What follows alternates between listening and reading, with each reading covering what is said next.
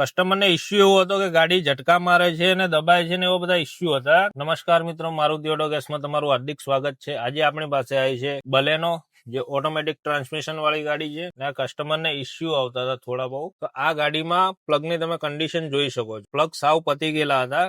આપણે પ્લગ નવા નાખ્યા છે અને આ ગાડીની ટેસ્ટ ડ્રાઈવ લેશું. કસ્ટમરને ઇસ્યુ એવો હતો કે ગાડી ઝટકા મારે છે અને દબાય છે ને એવા બધા ઇસ્યુ હતા. તો આપણે પ્લગ ચેન્જ કરીને ઇસ્યુ સોલ્યુશન કરી આપ્યું કસ્ટમરને અને હવે આ ગાડીનો આપણે ટેસ્ટ ડ્રાઈવ લઈએ છીએ. આજે સન્ડે નો દિવસ છે તો પણ અમે ગાડી કસ્ટમરની લઈ લીધી છે રિપેરિંગમાં અને પ્રોબ્લેમ નું સોલ્યુશન અમે કરી આપ્યું છે અને 0-0 કોઈ ઝટકો નહીં ને 100 ની સ્પીડ પણ થવાની તૈયારીમાં છે, તમે જોઈ શકો છો. અને કરીબન 47,685 કિલોમીટર ગાડી રનિંગ થઈ ગઈ.